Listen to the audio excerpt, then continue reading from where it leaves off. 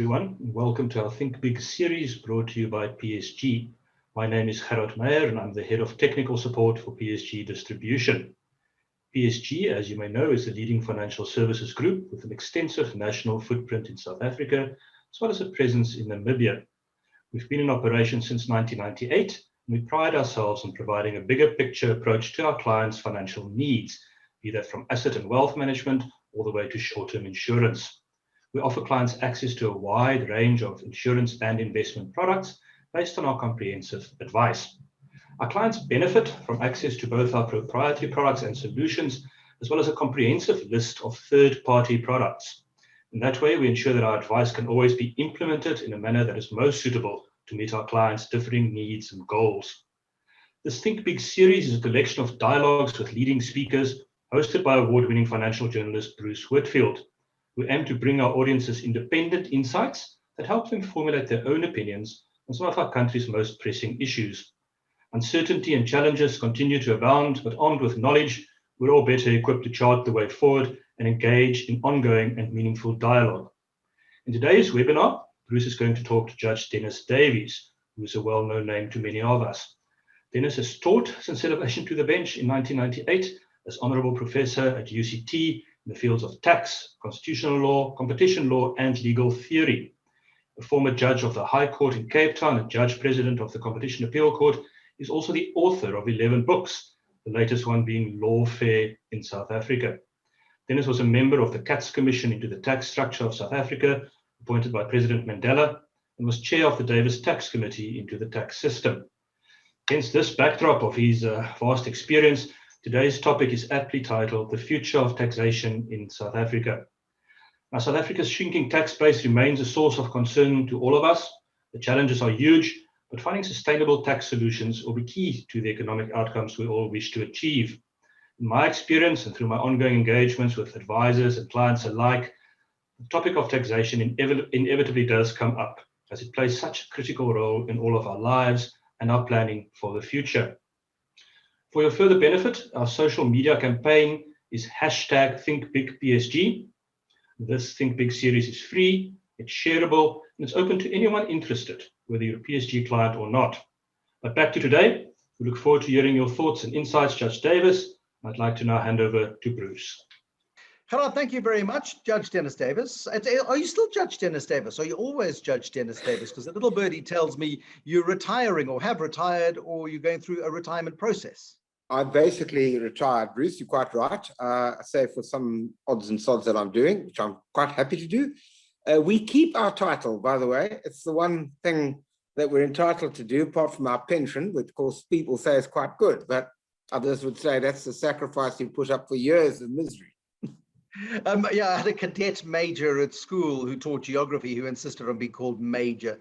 No, I don't insist on that at all.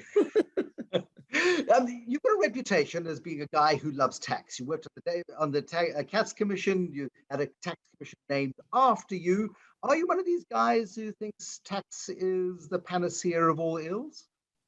No, not at all. I mean, my real love is constitutional law, legal theory, and competition law, where I've sort of was for 20 years, the judge president.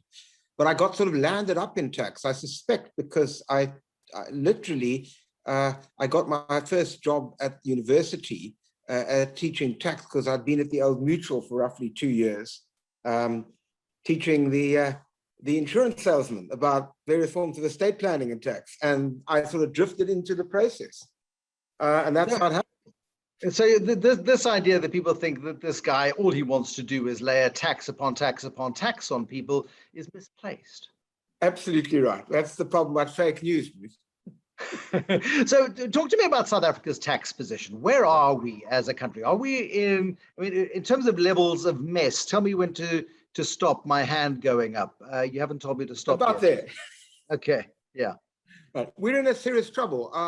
And we're in serious trouble, not so much, well, for perhaps in relation to the tax system for two reasons. One of which we can talk about, which is absolutely pathetic and tepid growth, with very few prospects, seems to me, of the kind of growth that would allow us to have a revenue take of the kind which would again permit the sort of reconstruction of South African society. And to be perfectly frank, and over the last little while, We've seen this in spades by looking at what's been going on at the Zondo Commission over the last couple of weeks in relation to the degradation of the tax system, the tax collection system, which was documented so ably by Judge Nugent, and which shows that, you know, we're trying desperately to get the ship in the right direction. I think Commissioner Kieswetter is doing that, but that's had a really massive effect on tax collection. So if you take the trying to reconstruct this, the system, and secondly, the kind of parlous growth we're in, yeah, that's why your hand should be quite high. You are actually going to join SARS as a consultant because, yes. I mean, we've been hearing the same stories ever since the days of Pravin Gordhan, that there are lots of people who swan about the place who don't pay their fair share of taxes. Now, many people watching us today will be saying, hold on a second, but I'm persecuted and prosecuted, I'm audited, I get SARS sending me 1,000 questions. I'm a good and honorable person. I do my best to make sure that I'm an honorable taxpayer, yet I feel picked on all the time. And it feels like they're going for compliant taxpayers. I think the idea of you going there is to widen the net, so to speak. Yes, I to be honest, my advice to them is I wouldn't, you know, the vast majority of people who be listening to our conversation are tax compliant. And frankly, as I said often, I'm not particularly interested if you sort of claim for an additional meal, you know, which was a private meal and was actually, you put it up as business expenditure. Frankly, that's a waste of revenue's time. I'm really worried about what are clearly a significant group of people, companies who are exploiting the system, whether it be evasion of customs duty, the manipulation of the VAT system, or simple evasion of not paying tax, or transfer pricing and similar shenanigans which companies deal with. That's what I'm worried about. And I just want to make one point about that.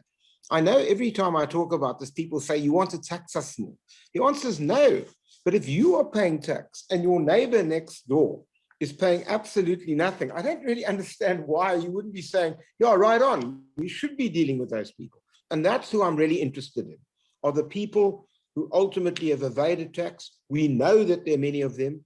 We know that tax tables don't make sense. For example, there are only something like 5,000 people who have taxable income over 5 million rand a year. Now, I invite anybody in this who's listening to us to just drive down Sandton or Bryanston or Camps Bay or Bishop's Court and count the houses. Take out the houses that are owned by the foreigners. Now, you cannot run those houses on parsimonious levels of income. So what I'm trying to say is there's a huge gap between, as it were, people who are paying their fair share and people who aren't.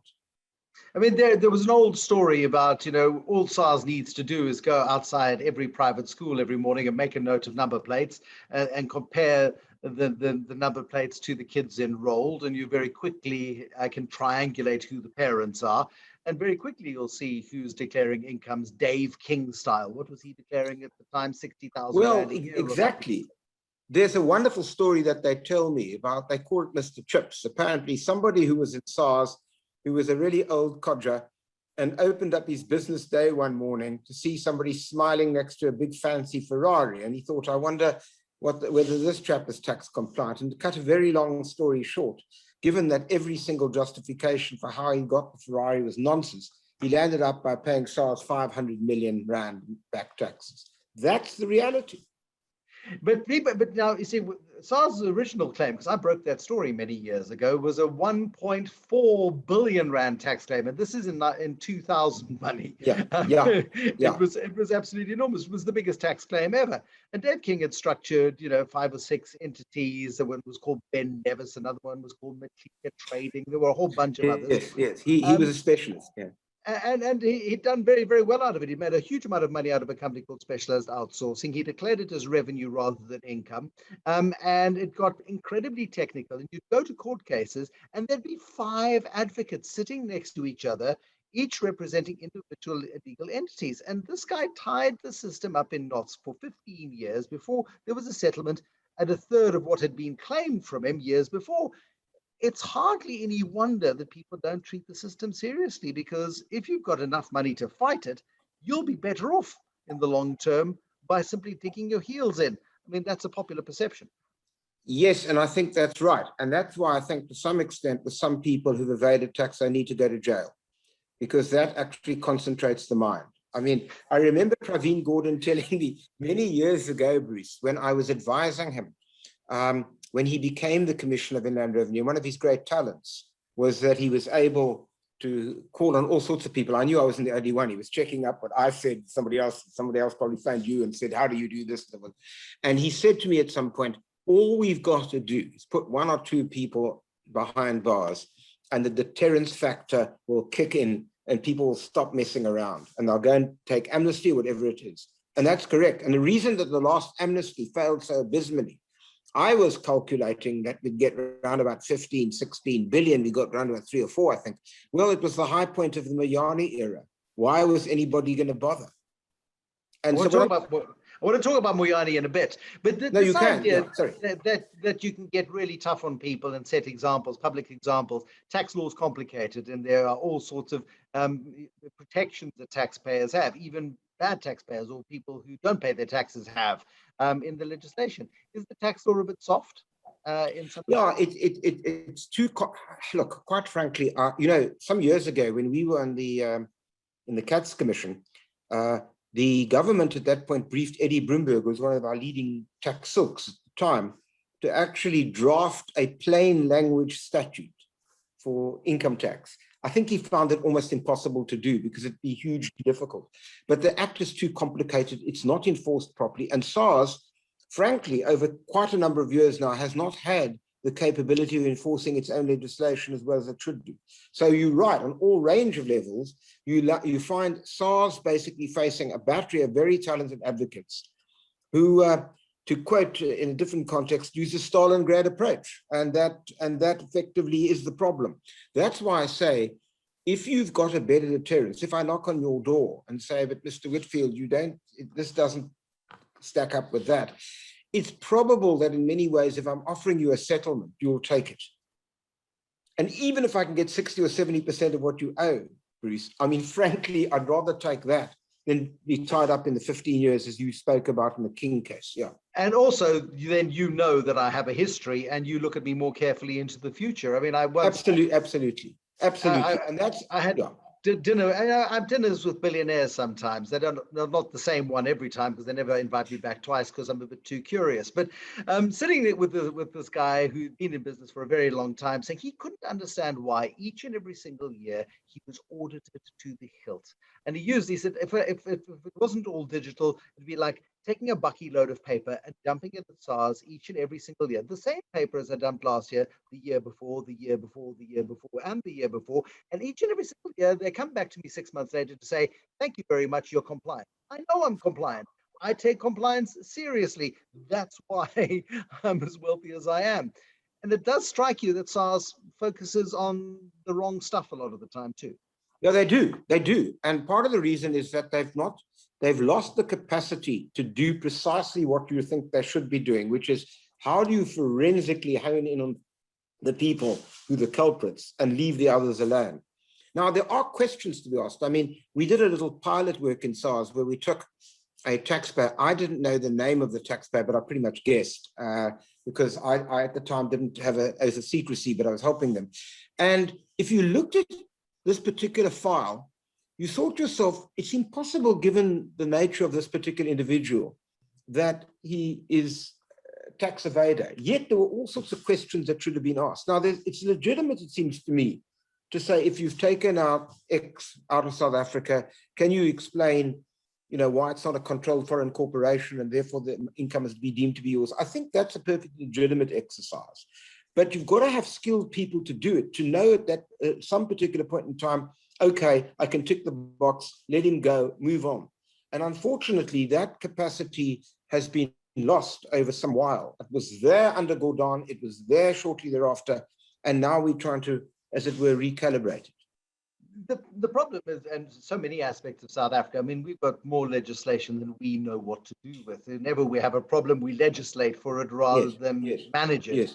And we have lots of rules and regulations. We have lots of arms of the security forces and police and all kinds of things. But we have a fairly inefficient state. I'd be a bit polite on that. Maybe an incapable state, a state that normally Edward Kieswetter would, file a complaint with the police, go to the local police station. It would work its way through the system and eventually maybe get to the Hawks. The Hawks would investigate, and then there'd be a charge laid and somebody would have to appear in court. SARS had to go it alone, which then led to the entire rogue unit fiasco. And it's undermined the power, authority, and position of SARS to a point where we have massive tax shortfalls today. It's an extraordinary astute observation that you make for a whole range of reasons. Let me just try to truncate my answers as best I can. I don't think we're a failed state, but we are an incapable state. And if you want to have an illustration, which everybody on this particular call will know, look at the vaccine debacle. I mean, how many people here, I rhetorically ask, have confidence that we're going to be able to distribute vaccine when it finally comes? And we have to ask ourselves, why on earth did it take so long in the first place? And we still don't know as we speak. It's an incapable state. And your point, therefore, is that if you try to get SARS up to where it was under Gordon, how does it operate, as it were, of an island of competence in the sea of complete mediocrity, incompetence, and corruption? It's a good point. And it's one of the things, Bruce, which is why what we are working on, probably the last report that the Davis Committee, Tax Committee will do. And I'm working with Professor Leguala on this particular topic, which is, can we reconfigure the legislation to allow SARS to institute prosecutions against taxpayers who are ultimately recalcitrant? Because quite frankly, we don't think that the NPA in its present situation is able to do that. And I cannot tell you the staggering amount of cases which are at the NPA at the moment, ranging way beyond 1,000, more than that, which in a sense have just collected dust. And if you then go and ask yourself, and you look at the tax book, which people don't really do, if you look at how much outstanding debt is owed to SARS, it is staggering. And as you would know, and anybody who's an insolvency lawyer will know, the longer the debt is outstanding, the less likely that you're going to collect it. So if you simply take the debt over the book for, say, a year's outstanding, trust me, we would be able to collect sufficient that we pay for vaccines 3 or 4 times over. So that's the problem. And so what we're trying to do is kind of negotiate ourselves around a problem of a prosecuting agency, which quite frankly, at this point in time, I accept that Advocate Batoe is doing her very level best to get it right. But at this moment, as we freeze, it's just not going to be able to do the job. So as part of the job that you're being asked to do, to help SARS do, because you'll go as a consultant, not as a staff member, is to create, I don't know, rogue unit 2, for want of a better term, or a unit that persecutes the rogues rather. Yeah, yes. I think what we're trying, there are a couple of things. One is hopefully to capacitate SARS to do proper auditing, which is ultimately what that unit was all about. And, you know, I know you're a hugely distinguished journalist, but you know as well as I do, there were rogue journalists involved in that particular. No, there was half, I mean, it was a very significant part of the problem was the misinformation campaign that was either deliberately aided and abetted, or by the time the guys realized they were being fed a lie, they were trying to cover up their own tracks. Whatever went wrong in that particular case, yes. It was deliberately done. I know that. I even know some of the parties involved. And a little while back, when Mr. Gordon testified before Zondo, he sort of dropped a hint. If you listen to him, about 1 or 2 of the people who were clearly involved in this, he knows that too. And if you look at the 2 people, I just want to make a point on a human level. If you look at the 2 people, Van Lockenberg and Symington, who I did work with, who are incredibly decent people, who did an I mean, Symington, who I worked closely with because he was involved in the amnesty, and I had to persuade him to come on board in the amnesty, so we had a lot to do with each other. He's exactly the kind of person in SARS you want. If you look at the man now, and you look at Van Lockenberg, these people have been deeply affected psychologically by that campaign against. They've been harmed. I mean, if we were in America, they'd be filing personal injury lawsuits. Massive. That the next 10 generations of their families would never need to work again. Yeah. And unfortunately, what that has done, so when you say, you know, what am I going to be doing? Yeah, one's got to be cautious about how this is presented. I have no illusion that if part of our job, which it must be, would be to look at to audit people who where there are credible allegations of corruption and deal with them. I have little doubt that there'll be a second campaign about trying to discredit any initiative that because the stakes are so high. But if I have my way, I would have a SARS person, I would have had a SARS person at the Zondo Commission right through this period taking notes and saying, blogs, this seems pretty credible. Let's have an audit of blogs or etc. And I think that's still the best way to curb corruption in South Africa. I mean, it's the Mr. Chips way. You sat with the newspaper and sort of started almost like an old-fashioned police drama, putting up bits of paper on a wall, connecting bits of string, and going, well, how can you own Amazulu Football Club? How can you be building schools for Nelson Mandela? How can you be driving these cars, living in this area, knocking down this number of houses, and still be claiming that you only earn 60,000 Rand a year? Perhaps there is something rotten in the state of South Africa. If we're going to be beefing up SARS's ability to collect, and Edward Kieswetter is very big on tax morality. He wants us all to want to pay our taxes. He and Pravin Gordhan go back a long way, very similar approach. And Pravin Gordhan started using the term in budget speeches. I've heard Tito Mboweni using the term in budget speeches about taxpayers need to feel like they get value for money. Now, the vast majority of us do not get value for money. If we invested the amount of money we pay in our taxes in security systems, schooling, personal doctors, private police forces, our money would go a lot further than it seems to go in South Africa. And this is the big disconnect. You can have a wonderful tax collection service and a tax morality, but if you don't have public morality, government morality, the notion that government is there to serve everybody, including the people who pay their taxes, you're going to have a compliance issue in perpetuity, surely. You've got it already. If you look at the tax buoyancy figure, and of course, just for those who don't know, that's of course the trying to measure your increase in revenue compared to your increase in GDP. And if it goes over one, it means you've been more efficient than you should. That's declined. And it's declined not only because of what occurred during SARS, it's also declined because of massive level of decline in tax morality. People not paying. I mean, we've got many cases of people not handing over the PAYE from their employees. Lots of companies, that's totally illegal. I mean, it's outrageous. Actually, you're stealing from your own employees and stealing from SARS at the same time.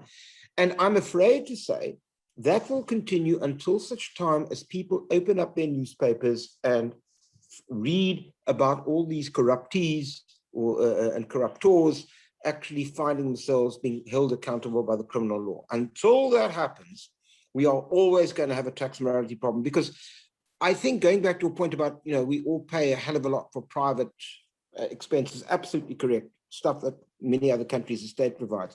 I would like to think that the vast majority of South Africans understand our levels of inequality and would be prepared gladly to pay the tax if it went to the poor people for whom it was intended. And that is the problem. So if you can accept that you live in a privileged position in a deeply unequal society, and in order to live the lifestyle you want to, you pay effectively a private wealth tax.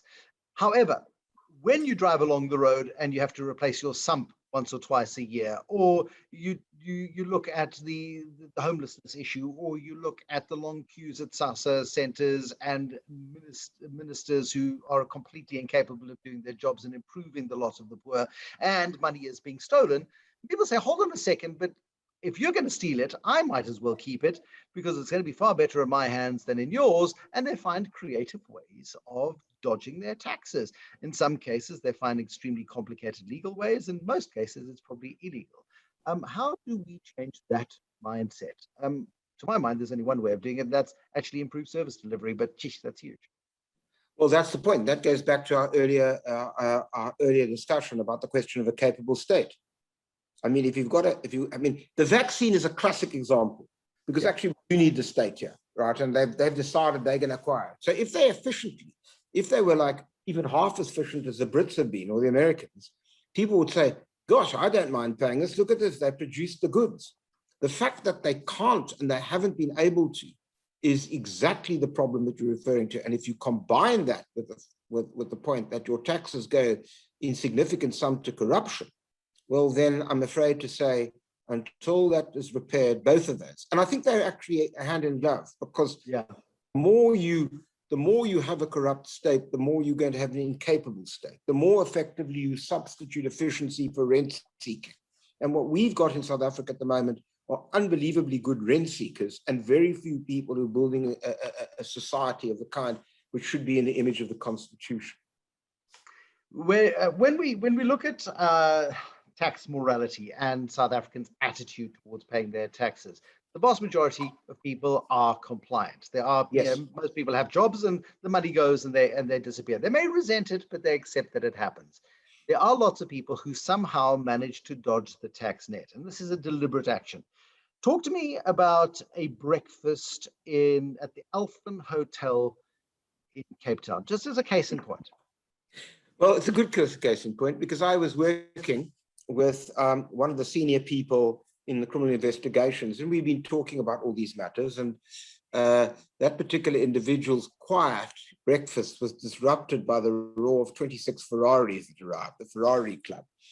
And remembering what we'd spoken about, this individual then went along, took an iPad and took photographs of the registration of all 26. Turns out that I don't think any of them was paying taxable income of more than 400,000 rands a year. Now, that's, I can say, as you say in court, I'd like to close my case now. That's exactly the problem. And by the way, I also think there's another problem, which may be somewhat more controversial. I'm intrigued by the role that the auditors, accountants for many wealthy people play. Let me give you an example of what I mean. There are a lot of people who've got offshore funds. When I once spoke about the fact that I'd like to know what on earth is going on in Mauritius, turned out that the Mauritian ambassador to South Africa was in the audience, and he was whiter than my shirt when he came up to speak to me, saying, what are you going to be doing about all of this? And what I'm saying is, when you look at those, many high net worth individuals who are audited by people, those auditors have to be extraordinarily careful before they sign off on the returns which they do, because my view is that many of them actually know damn well that their clients have got a hell of a lot of illegal money overseas. Astounding sums. And so, there's responsibility there as well. And if you take the kind of Ferrari example I gave you, and that's why, by the way, on the Ferrari example, one of the things I do want to do is to go and check the acquisition of all of those luxury motor cars from the distributors suppliers over the last 5 years, and then correlate to the tax returns of people. And all of a sudden, you'll find a lot of money. And once you do, that starts, I think, people saying, I'd rather take some amnesty or do a deal with SARS rather than go to the criminal courts. But we've heard this idea being mooted before, but it doesn't ever seem to have gone somewhere. I mean, is this your personal mission? Because I think it's something that does irritate you a lot as somebody who's been in public service for an awfully long time and has had to hustle for a buck and who's had to pay your taxes. You find it personally offensive, I think. I do find it offensive, Bruce, because I find particularly in a society of the kind of unbelievable levels of inequality that we have, that people should be able to get away with this in the way they do with impunity. I find that very difficult to deal with. I do think we're all in this boat together, and whilst I've been extraordinarily critical about the lack of initiatives with regard to corruption, etc., there's corruption on both sides here, and in a sense, you want to fix the one, you want to fix the other. So yes, I am concerned about that, and I'm concerned about people, therefore, because if you look at the majority of people, vast majority of people listening to two of us, the vast majority of people, working class people, as you say, they pay their taxes, they pay their VAT, they pay PAYE, and they don't have much money. So then when you've got a person who can afford a Ferrari or two, who's paying less than they are, it cannot possibly be justified on any basis. No, it does irritate me. It should irritate us all. Is there a simple fix? Is there, a bubblegum and sticky tape fix to the tax problem, at least in the beginning, to start getting the thing moving? Because, let's talk about what happened rather. Let's talk about Moyane, and then let's talk about a fix. Because here's, you've got SARS, it's going along, it's working absolutely fine. We then have the Moyane era. And the Moyane era, he's too sick to go to, sadly. We wish him well. Hopefully he's recovered by the time this plays out. But he was too sick to go to the Zondo Commission after a couple of days of some really damning testimony about him. Butter wouldn't melt in his mouth if you asked him. He seems completely oblivious to the fact that he did anything wrong. how strong is the case against Tom Moyane for the deliberate destruction of stars? Again, as I said before in other interviews, I don't know whether Mr. Moyane was just plainly incompetent or whether in fact he was part of a state capture initiative, or whether it was a combination of two. That's for Judge Zondo to find out. Although if you read the Nugent report, you certainly know that all of those questions are legitimate questions to ask Mr. Moyane, who appeared to be ill just a little back when he was supposed to come and testify. And I'd be curious to see when he does appear, if at all, because the case against him is enormous if you think it through. I mean, just take the evidence given a little while back by Symington, who suggests that Moyane's bodyguard intimidated him to get hold of documents which quite clearly indicated that there was no basis of any legal basis to attack Mr. Gordhan, or indeed all of those other people like Van Lochenberg et al. So you can ask, he's got to answer, what on earth was he up to? We know in relation to the Sikakani report, and of course, I'm always irritated by people who say, well, why wasn't that reviewed? And the simple answer is you don't review a report. There's no reports don't affect your rights. They do morally, but not legally, and therefore there's no basis to review it.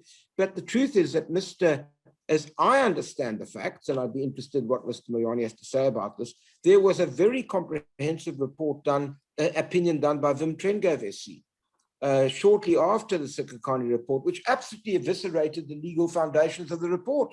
Now, if you're a proper commissioner, you may say, okay, even Trengove gets things wrong, and maybe Mr. Sikakani was correct, although my own view about it is that he was unfairly treated because not all the facts were made available to him, but that's another matter. The point I'm simply making is a responsible person would say, I'm now facing an utterly contradictory, well-reasoned opinion. I now have to tread with caution. I can't just keep on relying on it. I've got to either get another view, etc. I mean, that's what people do. He didn't do anything of the kind. Then, of course, we had the incredible exodus of talented people from SARS. But 1,000 people, 1,000 yes, senior people, the best, hugely the skilled, best. capable people went into the private sector. The private sector lapped them up because you've got insiders now working for you. Yeah, and Bruce, I have to say, I never forget, it's an image I have, and it's starting to again resurrect itself.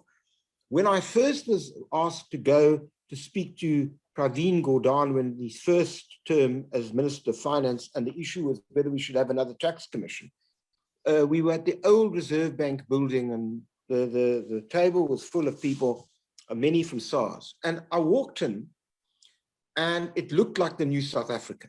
It looked like South Africa that I wanted. The vast majority of people were black. There were a couple of white people in the room. And when I walked out, I thought, this country can truly be saved. Every single one of those people are exceptional, and they're far more exceptional than the people that I remember who were running the show under apartheid. Just extraordinary people. And they all went. Almost all of them disappeared out of SARS thanks to the Moyane era. And he has much to answer for.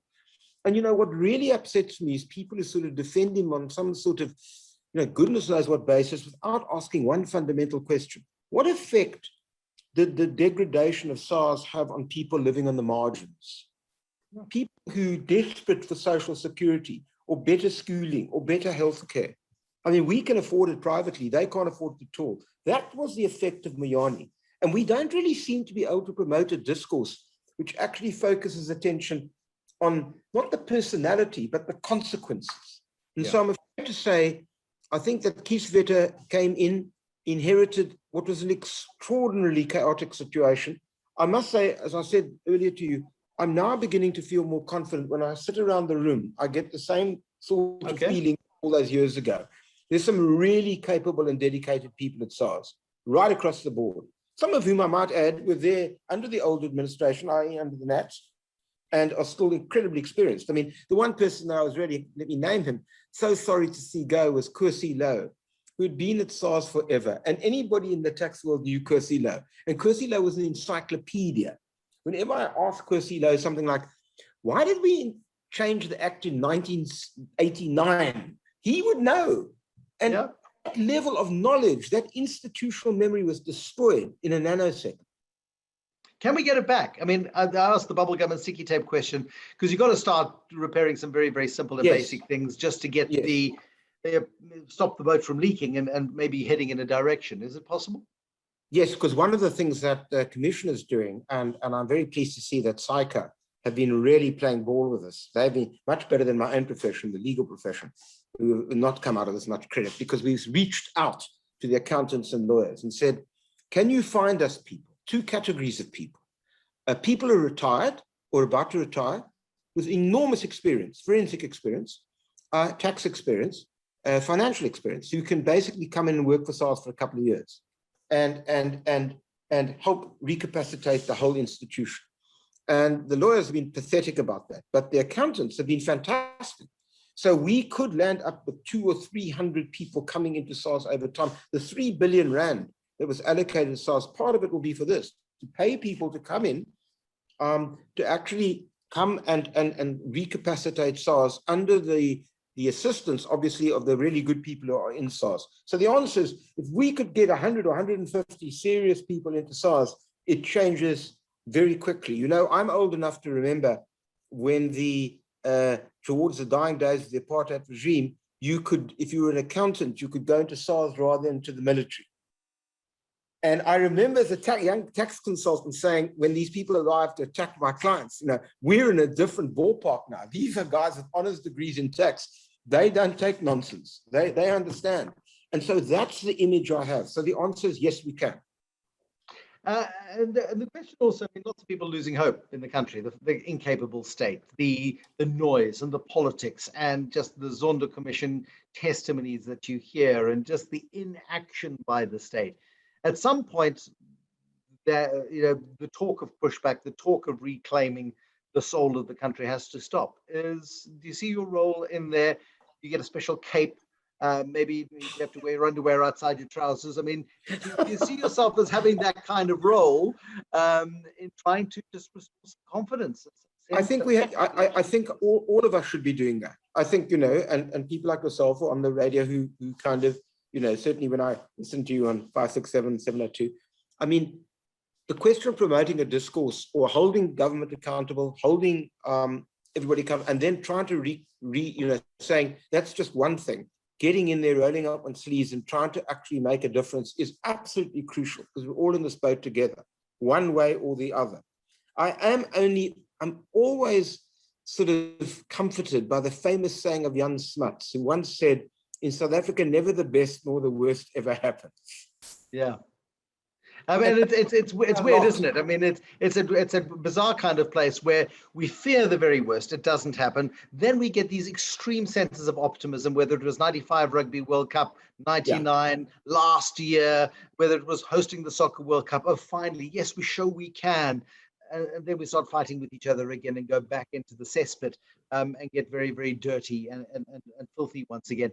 I mean, in 2 years' time, when I go to the lockdown for the budget speech and I get those 2 kilograms of paper and I go to whatever page it is that talks to me about how many registered taxpayers there are there going to be more than 5,000 people declaring 1.5 million rand a year in income? Because it is, I hope so, a ludicrous situation. I hope so. I hope so, because if we haven't done that, then we failed in our job. It's not going to take a week or two, but I would imagine, since you've given us a 2-year span, the answer is yes, absolutely. And if we don't do that, you see, the fundamental question, Bruce, is that we've got no wriggle room to actually increase taxes. That's the real point. I mean, there is no real potential for significant increase in tax in South Africa, and Minister Mweni knows that. That's why he was prepared, even in this crisis, to signal that corporate tax should come around to 27.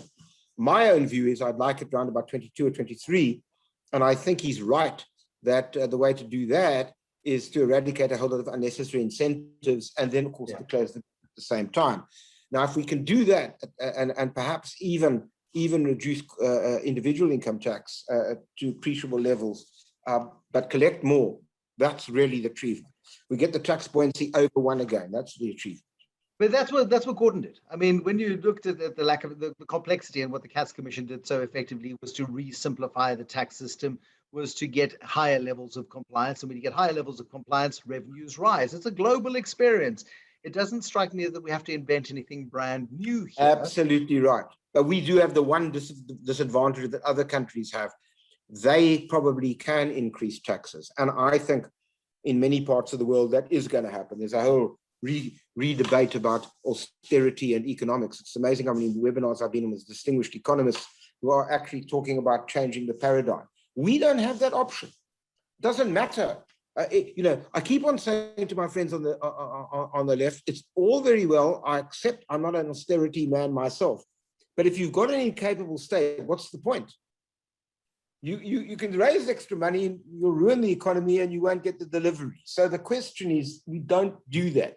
What we got to do is make the most we can by squeezing the majority, closing the gap between the effective and nominal rates of tax, and reconfiguring the state, which goes back to an earlier debate that we've been having about making it more capable. And then we're on the right path. We're in capable hands. I mean, Tito Mboweni doesn't seem to like the office too much. He tweets a lot from Geburtskloof and often from his very quite parsimonious little oven. Maybe that's all you need for pilchards. He doesn't seem to be at the office all that much, yet he is the guy with the right value set, mindset, and principles and understanding of economics to understand what needs to be done. Maybe that's good enough for now. He's a trade economist, yeah. And had we been in the hands of Des van Rooyen or Malusi Gigaba, and that's the danger here, is it's all well and good. We can fix a lot of stuff when the right people are in the right jobs and we're going in the right direction, everybody's pulling together.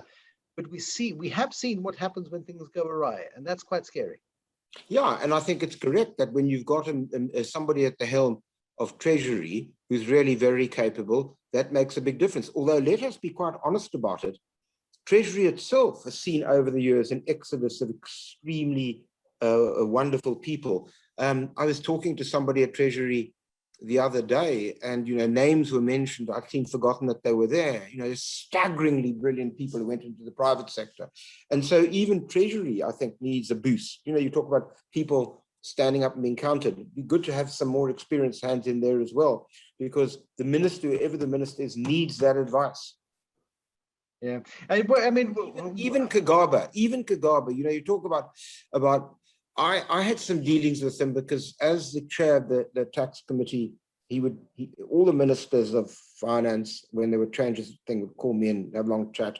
And for a number of years, I mean, the story was told that Kagaba was particularly interested in getting rid of us because, it was rumored that he was close to Moyane. I don't think that was true, actually. And he was then told by the Director General, no, you shouldn't fire these people. They've been finding us the revenue for years, to keep us going. And I had two very significant conversations with him. And it's very interesting when you become the Minister of Finance and take your job responsibly. I'm not defending him. I'm just simply saying the job itself has a discipline, of its own, and you think, well, I'm now the Minister of Finance. Actually, I can't do this. It's just not possible. And so I'm not suggesting that you appoint anybody to the job, but I think that the job weighs heavily on people. And clearly we are lucky to this extent that when he's not giving us recipes, the minister does have a seriously acute understanding of the complexity of the economy here. Are you looking forward to the next, I don't know, how long's your contract? 2 years, 3 years? I've got a year and I'll probably renew it thereafter. I am. And the reason is because I really think we can make a difference here. And, I saw it under Gordon. And, Kisvetter was a deputy to Gordon, so he understands the system very well. And he's a good manager. So he's kind of giving people space to do the stuff that they should. And I keep on coming back to it. As a constitutional lawyer who's concerned about corruption, I'm absolutely convinced that the Al Capone strategy is the best way to deal with this. In a country, there are no resources outside of that to do it properly. And that Al Capone strategy, for anybody who doesn't know it, I mean, just elaborate a little bit, because we're so busy trying to prosecute so many crimes and so many different things because so many people have done so many things wrong. You really just need one or two provable facts where, you open somebody's bank statement and there's an element of cash flow that can't be explained. A crime has been committed. You don't need to prove anything else. Off you go to jail. Correct, and that's exactly right. And if you've got people in the revenue department, as there are, deeply committed to probity, it is possible. It's more than possible. Dennis Davis, thank you very much indeed. Gerard? Back to you. Wow, thank you, Bruce and Judge Davis. It was insightful. It leaves us with a lot to think about. We spoke a lot today about the need for our country to have a comprehensive and a trusted tax plan in place, a plan that can be executed and a plan that can be policed. And at an individual level, that made me think equally, having a financial plan in place is so critical to helping us all identify and understand our goals, giving us a realistic chance of meeting those goals in this country that we live in. And that financial plan is naturally influenced by our own personal lives, all the things that change and evolve on an ongoing basis. However, we can never plan in isolation of understanding our external environment. And one critical component of that external environment is, of course, taxation. So that really gave us a lot to think about and to understand. A lot of interesting stories about Alphen, who I'm going to go and have breakfast this weekend and see who I can spot. Interestingly, the financial advisory community worldwide has reported that the need for financial advice has increased significantly during the COVID pandemic of all times. And it appears the pandemic sort of concentrated the mind, just as the judge suggested going to jail may do for some. Now, similar to, as Judge Davis told us, SARS needing skilled people to do the work, a skilled and importantly a trusted financial advisor can be invaluable to all of us during these uncertain times. They can provide objective insights. They can help you consider alternative scenarios so you can make considered, rational decisions on important things like your wealth and your insurance portfolios. If you have an advisor, I really encourage you to engage with them. Now is the time. Let's update financial plans. Let's understand the complex external environment we have. And if you don't, give us a call, get in touch with us, and we can help with that. We welcome your feedback as always. So please do communicate with us through one of many channels. And be sure to register for our next exciting speaker, the Think Big series. Once again, thank you very much for joining us today.